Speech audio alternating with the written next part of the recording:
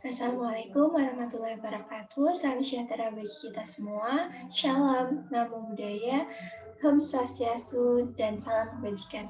Perkenalkan, nama saya Ina Rizana dari Prodi Teknologi Pangan dan Hasil Pertanian dari kelas WPA 3. Pada kesempatan kali ini, saya akan mempresentasikan hasil case based mata kuliah evaluasi gizi dalam pengolahan pangan.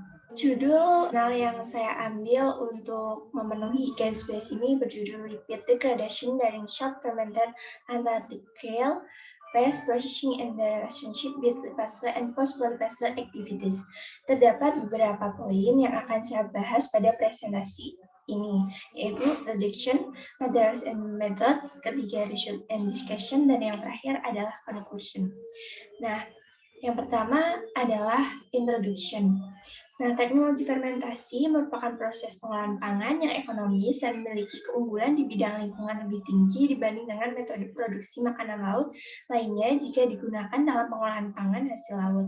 Biasanya produk makanan laut yang difermentasikan kaya akan senyawa bioaktif. Penelitian sebelumnya telah menunjukkan bahwa jaringan seafood dapat dihidrolisis baik oleh enzim endogen atau eksogen dari mikrobia tersebut menjadi peptida kecil dan asam amino bebas dan menghasilkan rasa yang unik selama fermentasi saus ikan. Krill Antartika adalah sumber terasi baru yang kaya akan protein karena komposisi asam amino yang seimbang dan nilai biologis yang tinggi. Selain itu, krill mengandung asam lemak tak jenuh esensial ganda rantai panjang, fosfolipid atau yang disingkat PL, triacylglycerol atau yang disebut TAG, kolin, dan antioksidan aksantin. Selama pemrosesan, autolisis degradasi berikutnya dari lipid dan protein terjadi karena adanya aktivitas base dan protein yang tinggi dalam kelenjar pencernaan krill.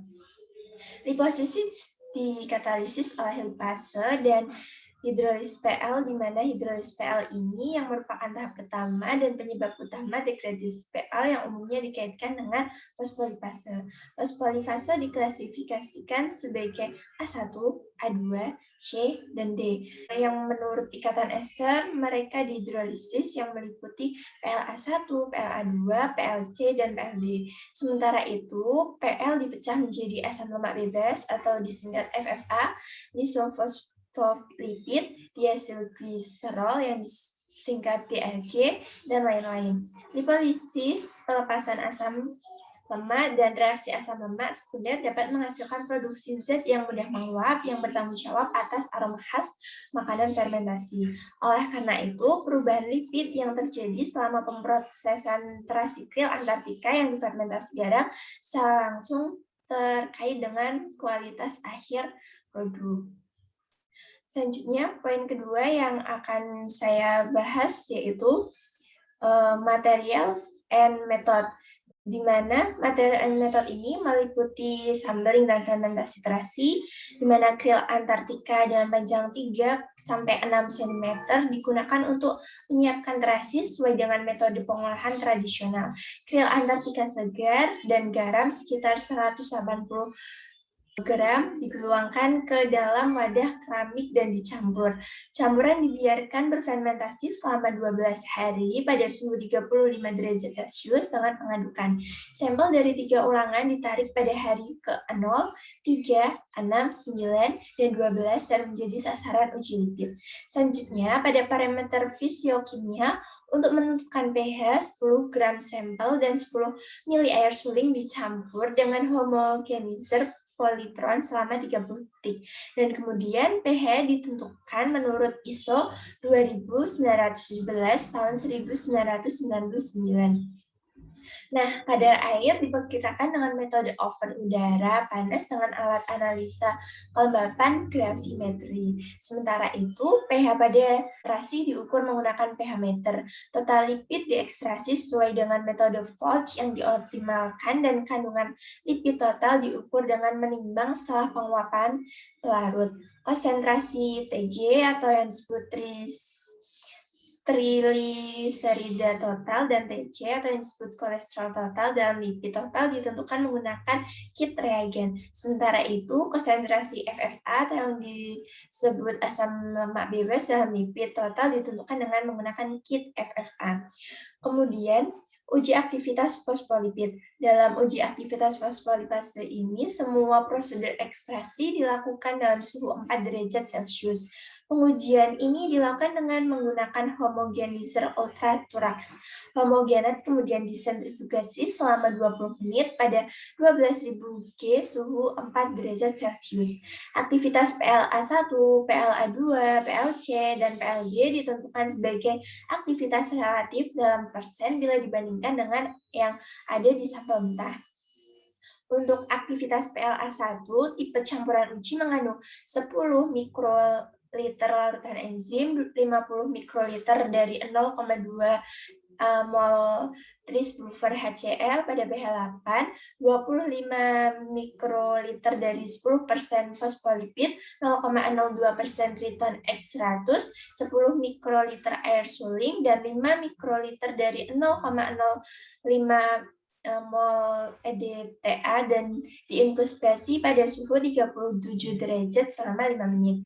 Reaksi dihentikan dengan inkubasi pada suhu 100 derajat Celcius selama 5 menit. Sampel kemudian disentrifugasi pada 2600 K selama 5 menit dan supernata dikumpulkan. Sementara itu, aktivitas PLA2 diuji dengan metode Zhong et al., di mana reaksi dilakukan pada 60 mikroliter dari 150 milimol tris HCl pada pH 7,5 dengan 0,33% triton X100 dan 1 milimol CaCl2, 20 ml dari substrat encer, dan 40 mikroliter sampel enzim kasar. Campuran diinkubasi pada suhu 30 derajat Celcius selama 30 menit. Pengujian dihentikan dengan menambahkan 560 mikroliter N-heptana atau metanol atau isopropil alkohol dan 110 mikroliter air. Kemudian campuran divortek dan disentrifugasi pada 12.000 G pada suhu 4 derajat Celcius selama 2 menit. Kemudian 800 mikroliter N-heptana dan silika gel ditambahkan. Sampel dicampur dengan vortek dan disentrifugasi lagi pada 12.000 G selama 3 menit pada suhu 4 derajat Celcius. Sebuah alkohol supernata dikumpulkan dan dicampur. Setelah itu, aktivitas PLC ditentukan oleh prosedur Cao et al. Menggunakan p-nitropenyl fosforilkolin atau yang disingkat NPPC sebagai substrat.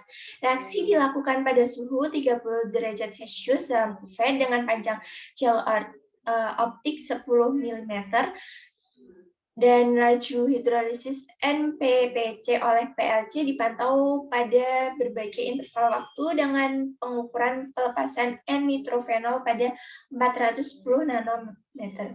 Aktivitas PLD ditentukan dengan mengukur pelepasan kolin menggunakan metode colorimetry coupling enzim. Uji ini dilakukan dengan menambahkan 0,4 mili campuran uji dasar, 0,1 mol CaCl2, 7,5% triton X100, terus buffer asam sitrat pada pH 6 dan 0,1 mili ekstrak enzim. Reaksi dijaga pada suhu 37 derajat Celcius selama 2 menit dan diakhiri dengan penambahan 0,05 mol EDTA dan kemudian dipanaskan dalam pemanas air mendidih selama 5 menit.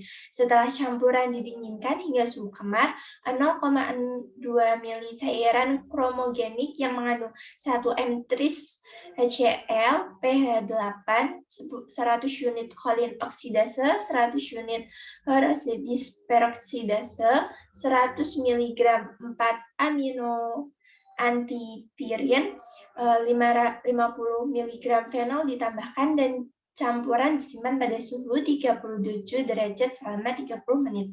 Jumlah 1 mikromol kolin yang dilepaskan selama reaksi per menit di bawah kondisi uji standar didefinisikan sebagai kegiatan PLD. Berikutnya, penentuan totalitase aktivitas fase dalam kultur filter ditentukan dengan menggunakan prosedur Winkler and Stuckman. Secara eksperimental, P-nitrophenylpalminat dilarutkan dalam 10 ml isopropanol dan kemudian dicampur dengan 90 ml 0,5 mol gliserin buffer NaOH pada pH 9 dan sampel enzim. Campuran reaksi ini diinkubasi pada suhu 37 derajat Celcius selama 5 menit. Reaksi diakhiri dengan menambahkan 50 mikroliter dari 0,3 mol CaCl2 larutan dan segera disentrifugasi pada 8000 G. Absorbensi supernatan dibaca pada 410 nanometer. Aktivitas fase didefinisikan sebagai aktivitas relatif dalam persen dibanding dengan yang ada di sampel mentah. Penentuan komposisi asam lemak dilakukan dengan total lipid, fosfolipid, TG, dan asam lemak bebas dimetilasi dengan boron fluorida metanol. Analisis kromatografi gas asam lemak dilakukan dengan menggunakan kromatografi gas 6890 N. Suhu oven diprogram dari 170 derajat Celcius hingga 210 derajat Celcius pada kecepatan 3 derajat Celcius per menit dan ditahan selama 30 menit. Injektor digunakan dalam metode split dengan rasio 1/20 dan suhu 250 derajat. Hasilnya dinyatakan sebagai persen dari total metil ester asam lemak yang ada. Selanjutnya adalah analisis komposisi lipid.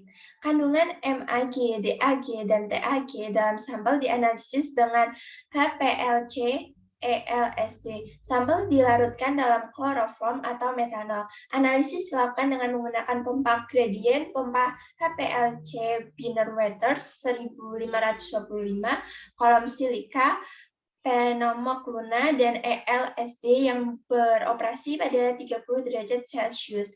Laju aliran 1 mili per menit dan 1 mikroliter sampel disuntikan. Sistem pelarut menggunakan pelarut A, yaitu heksana atau isopropanol atau asam asetat, dan pelarut B, yaitu heksana, isopropanol, atau asam asetat. Kromatografi cair kinerja tinggi yang dilengkapi dengan detektor hamburan cahaya juga digunakan untuk menguji fosfolipid selama pemrosesan trasikril Antartika yang difermentasi garam. Analisis dilakukan dengan elusi gradient menggunakan sistem pelarut kloroform atau metanol atau aminum hidroksida atau air. Fase gerak laju alir adalah 1 ml per menit. Suhu penguapan ELSD dipertahankan pada 65 derajat Celcius. Gas nebulasi adalah nitrogen dengan tekanan 4,5 MPa. Kemudian yang terakhir adalah analisis statistik.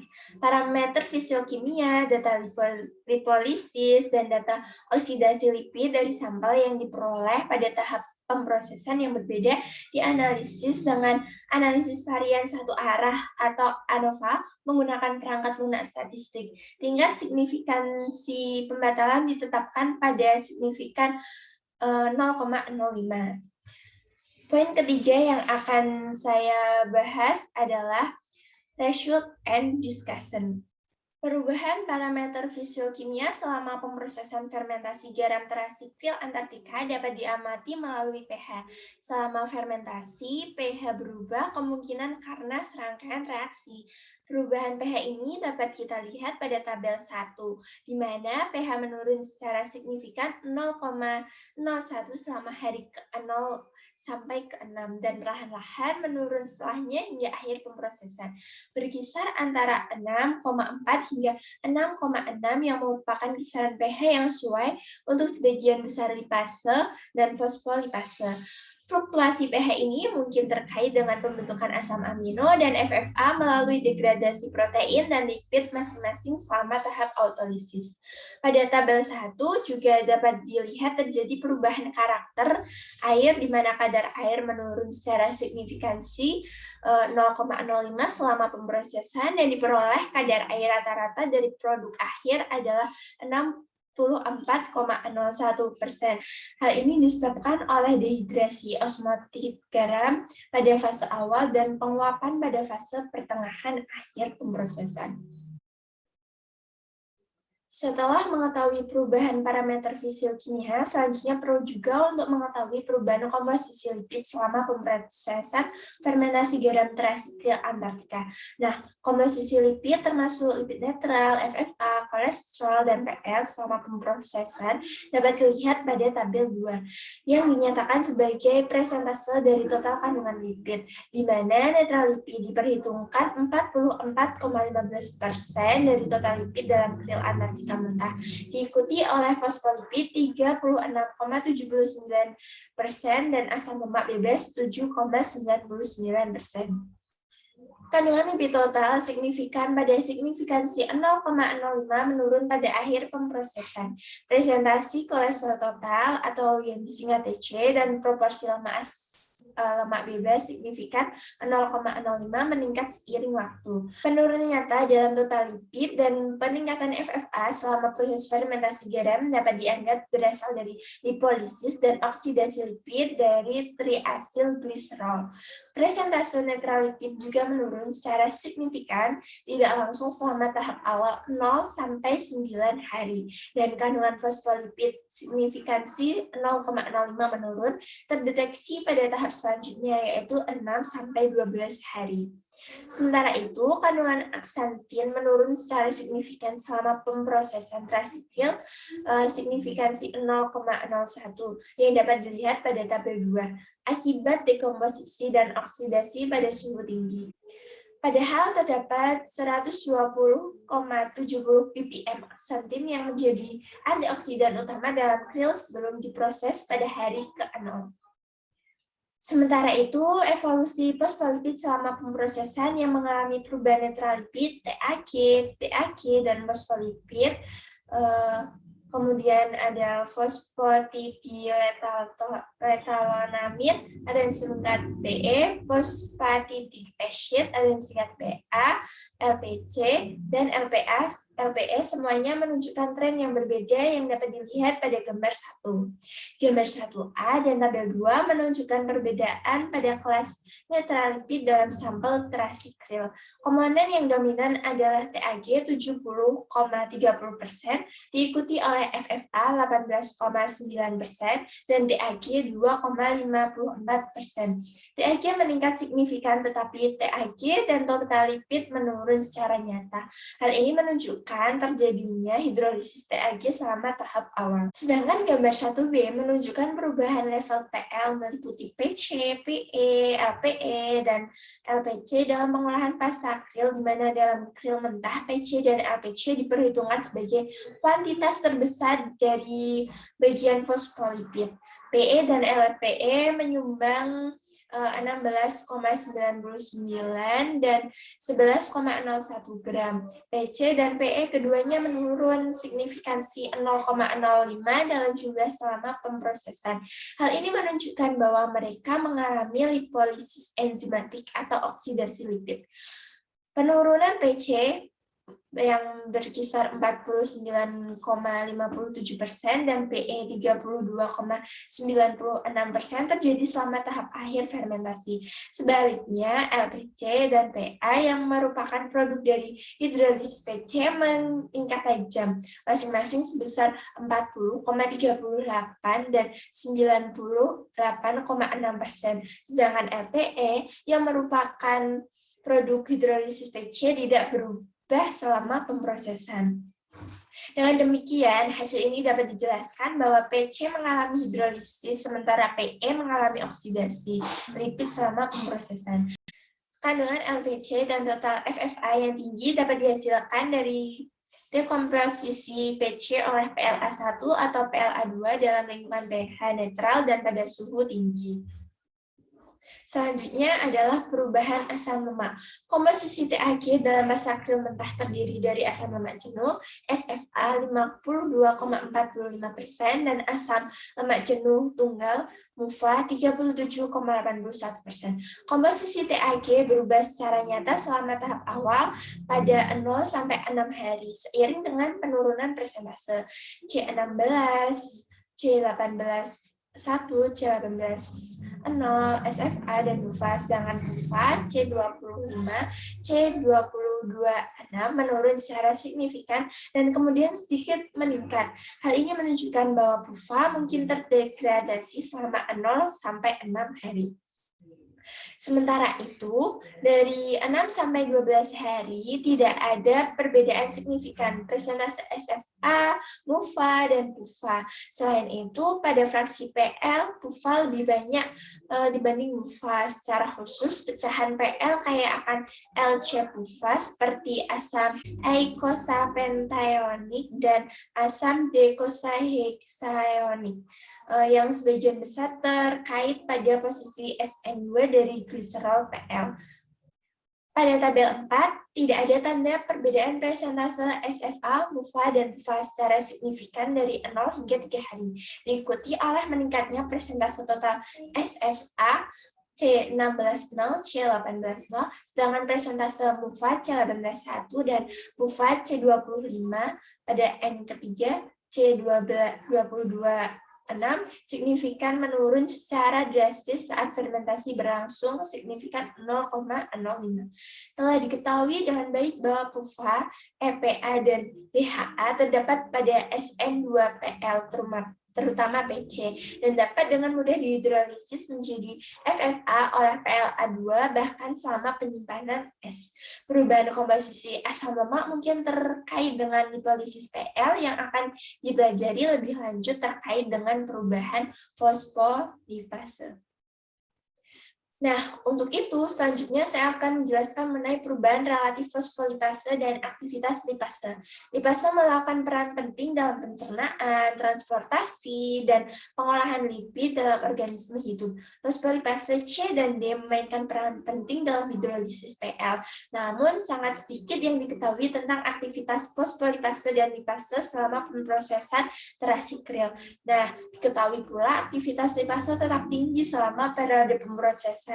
Suhu dan pH berpengaruh pada aktivitas lipase, di mana aktivitas lipase yang relatif tinggi diamati pada suhu 30-50 derajat Celcius dan maksimum aktivitas relatif terjadi pada pH 7,4 dan dihambat oleh perlakuan asam atau basa.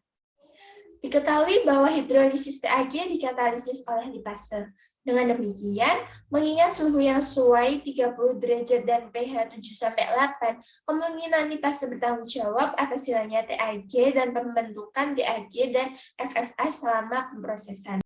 Seperti yang diharapkan, aktivitas fosfolipase bertanggung jawab atas lipolisis PL sehingga berhubungan erat dengan kadar PL.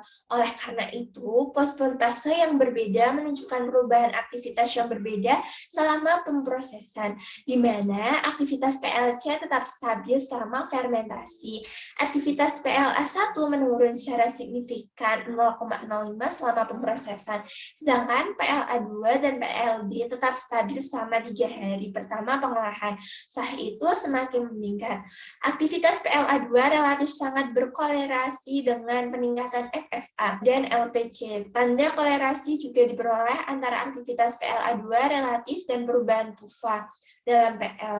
Selanjutnya, berkolerasi positif dengan C14-0, C16-0, dan C18-0, dan berkolerasi negatif dengan C18-1, C25, dan C22-6 pada komposisi asam lemak PL. Hal ini dapat disebabkan oleh degradasi preferensial MUFA dan PUFA pada posisi SN2 oleh PLA2 yang mengakibatkan penurunan persentase PUFA dan MUFA dan selanjutnya peningkatan asam lemak lainnya. Sementara itu, aktivitas PLD meningkat secara signifikan terus-menerus selama pemrosesan. Hasil serupa ditemukan setelah pemindahan buah mentimbun, buah biwa, dan buah lengkeng dari suhu rendah ke suhu kamar. Belum diketahui pasti alasan aktivitas PLD ditemukan di lingkungan yang hangat. Aktivitas relatif PLD sangat berkolerasi dengan peningkatan PA dan PLD diduga menjadi faktor penyebab lain penurunan PL. Dengan demikian, penurunan PL dan peningkatan FFA berhubungan dengan penurunan aktivitas PLA2. Selain itu, peningkatan PUFA terutama DHA dan EPA disebabkan oleh PLA2. Oleh karena itu, analisis menunjukkan korelasi bahwa PLA2 dan PLD dapat berkontribusi terhadap degradasi PL selama pemrosesan terasi krill. Poin terakhir yang akan saya bahas adalah conclusion. Pada research ini, lipolisis fosfolipid dan netralipid diamati selama pemrosesan terasi krill di antara NL, DAG, dan PUFA secara bertahap meningkat. Sementara itu, TAG menurun selama 6 hari pertama pemrosesan yang dikaitkan dengan aktivitas lipase yang tinggi. Aktivitas PLA2 dan PLD mengakibatkan penurunan fosfolipid, fraksi terbesarnya adalah PC, dengan bertambahnya waktu pemrosesan. Penurunan fosfolipid juga ditemukan selama periode pasca fermentasi. Hidrolisis fosfolipid berkontribusi pada peningkatan FFA, LPC, dan PA selama periode ini. Signifikansi korelasi antara aktivitas fosfolipase dan degradasi fosfolipid serta peningkatan FFA lebih lanjut menyatakan bahwa lipase, PLA2, dan PLD memainkan peran penting dalam lipolisis selama pemrosesan terasi krill. Nah, berhubung pembahasan review jurnal yang saya pilih sudah selesai, selanjutnya masuk ke sesi tanya-jawab. Nah, di sesi ini saya akan menjawab beberapa pertanyaan yang sudah teman-teman ajukan. Pertanyaan pertama adalah, dari mana enzim fosfolipase dihasilkan? Sudah ada di krill Antartika sebelumnya atau dihasilkan selama proses fermentasi? Sebenarnya, enzim fosfolipase ini dihasilkan oleh krill Antartika itu sendiri, di mana krill Antartika ini kaya akan asam lemak omega-3 dan mengandung fosfolipid derived fatty acid. Nah, fosfolipase dalam krill ini berikatan dengan asam lemak omega-3 yang dapat meningkatkan jumlah omega-3 dalam tubuh jika dikonsumsi. Selanjutnya, pertanyaan yang kedua. Pertanyaan kedua adalah, apa perbedaan enzim fosfolipase A1, A2, dan D? Ada dua set utama fosfolipase, yaitu asil hidrolase dan fosfodiesterase. Klasifikasi dalam setiap set ini didasarkan pada posisi potongan hidrolitik yang dibuat dengan ikatan ester berbeda yang bergabung dengan potongan fosfolipid tempat jenis fosfolipase itu bertindak.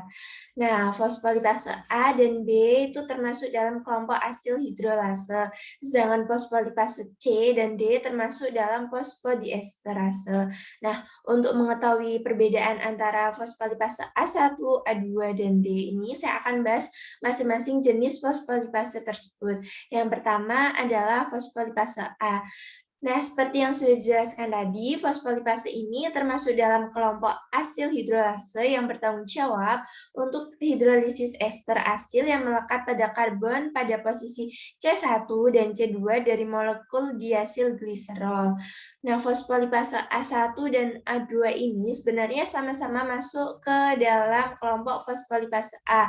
Namun, terdapat beberapa perbedaan, di mana fosfolipase A1 adalah yang menghidrolisis hubungan ester antara rantai alifatik dan C1, sedangkan A2 sendiri menghidrolisis hubungan ester antara rantai alifatik dan C2 gliserol. Kemudian fosfolipase A1 umumnya protein intraseluler besar yang terkait dengan membran plasma. Sebaliknya, fosfolipase A2 adalah protein ekstraseluler yang stabil, sangat kecil ukurannya, dan larut dalam air. Selanjutnya, pada fosfolipase D. Enzim fosfolipase D ini bertanggung jawab atas hidrolisis ikatan fosfodiester antara gugus fosfat dan gugus polar yang melekat pada fosfolipase D itu sendiri dan berperan untuk memproduksi asam fosfaditat. Lanjut ke pertanyaan nomor 3. Dari presentasi, terdapat hasil bahwa PUFA dan LUFA mengalami penurunan. Apakah yang menjadi penyebab penurunan presentase tersebut menurun pada analisis perubahan asam lemak? Penurunan presentase PUFA dan MUFA berkaitan dengan perubahan PLA2, di mana terjadi degradasi preferensial MUFA dan MUFA pada posisi SN2 oleh PLA2, sehingga terjadi penurunan PUFA dan MUFA serta peningkatan asam lemak lainnya. Pertanyaan terakhir yang diberikan adalah, diketahui bahwa LPE dan PE ini sangat berkaitan, di mana LPE ini hasil dari hidrolisis PE. Lalu, mengapa pada hasil analisis didapati bahwa LPE ini tidak menurun signifikan, sedangkan PE turun dengan signifikan? PE mengalami signifikansi penurunan, sedangkan LPE tidak mengalami perubahan secara signifikan meskipun mereka saling berhubungan di mana LPE ini adalah hasil dari hidrolisis PE. Nah, ini bisa terjadi karena PE mempunyai kerentanan yang lebih tinggi terhadap oksidasi dibanding dengan LPE. Nah, kerentanan yang lebih tinggi pada PE ini disebabkan oleh PE yang mempunyai kandungan PUFA dan plasmalogen yang tinggi. Oleh karena itu, PE mengalami signifikansi penurunan, sedangkan LPE tidak mengalami penurunan. Nah, perubahan PE ini juga dikaitkan dengan oksidasi lipid. Nah, karena pertanyaan pertama sampai pertanyaan yang terakhir sudah saya jawab, saya ingin mengucapkan terima kasih kepada teman-teman yang sudah meluangkan waktunya untuk menonton video review jurnal saya ini. Semoga apa yang saya sampaikan dapat bermanfaat. Wassalamualaikum warahmatullahi wabarakatuh.